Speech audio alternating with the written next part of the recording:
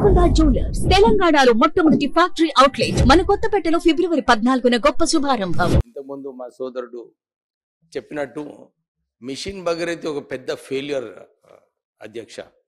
చెన్నూరు నియోజకవర్గంలో నేను క్యాంపెయినింగ్కి వెళ్ళినప్పుడు అన్ని చోట్ల కూడా ఇదే కోరడం జరిగింది.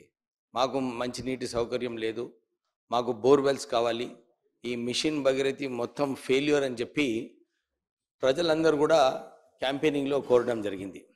వాళ్ళప్పుడు గుర్తు చేసుకున్నారు, సార్ మీ హయాంలో మీరు Venkataswamy foundation Visakha charitable trust ద్వారా ఇన్ని బోర్వెల్స్ వేయించారు, మళ్ళీ మీరు బోర్వెల్స్ వేయించాలని చెప్పి చాలామంది డిమాండ్ చేయడం జరిగింది.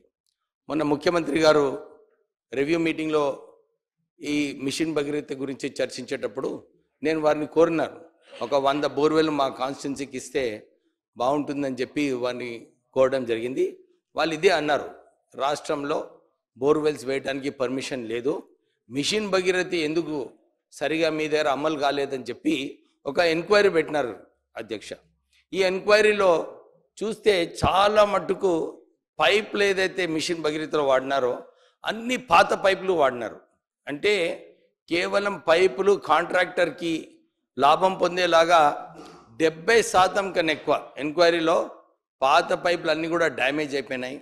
ఇంతకుముందు మిషన్ భగీరథిలో ఏదైతే నిధులు కేటాయించాలో డ్యామేజ్ పైప్స్కి కొత్త పైప్స్ వేయడము, ఇంట్రానెట్ కూడా మిషన్ భగీరథిలో ఇంకా పూర్తి కాలేదు అధ్యక్ష.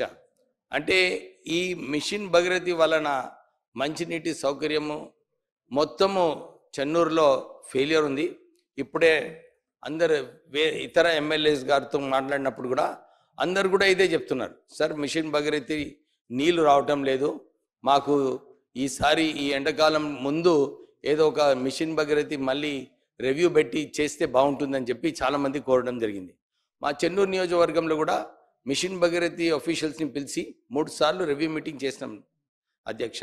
కానీ అక్కడ మిషన్ భగీరథిలో ఏదైతే సిస్టమ్ ఉన్నదో అక్కడ సరిగా ఫిల్టరేషన్ కావట్లేదు, బ్లీచింగ్ పౌడర్ సరిగా వేయటం లేదు, నీళ్లు ఏదైతే ఓవర్ హెడ్ ట్యాంక్స్ నుంచి పోతుందో అన్నీ కూడా వాసన వచ్చి ప్రజలందరూ కూడా మిషన్ భగీరథి నీళ్ళని రిజెక్ట్ చేస్తున్నారు అధ్యక్ష.